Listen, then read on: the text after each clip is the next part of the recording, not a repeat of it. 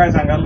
काल तुम्ही जरांगे पाटलांची भेट घेतली, आरक्षण प्रश्नावरती उपोषण करतायत, काय नेमकी चर्चा झाली? काय आदरणीय मनोजदादा जरांगे पाटील मराठा समाजासाठी मराठा समाजाची चळवळ पुढे नेत आहेत, ते आंदोलन करतायत, समाजाच्या मागण्या ते लावून धरतायत.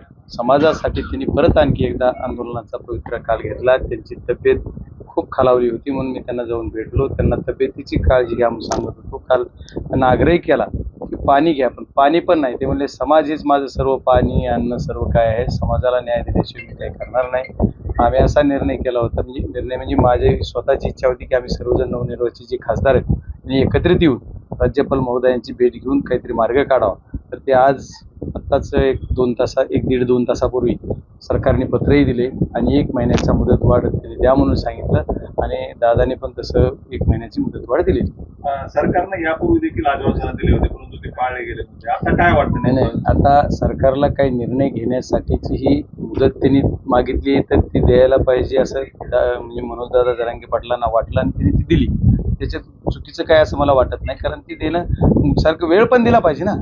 त्याच्या अगोदर काय केलं याच्यापेक्षा आताही वेळ मागितला दिला पाहिजे. आता राज्यपालांची भेट घेणार आहे तुम्ही सगळे नवनिर्वाचित खासदार, काय नाही, आता वेळ दिलेली आहे तर आता त्याची गरज नाही. आम्ही काय म्हणत होतो की आम्हाला हे उपोषण यांची प्रकृती थांबवा, आम्हाला माणूस आमचा खूप महत्वाचा आहे, त्याच्यामुळे आम्ही हे करणार होतो. पण आता त्याची मला वाटतं की आवश्यकता नाही. ज्यावेळेस पुढे गरज पडेल त्यावेळेस आम्ही ते करू.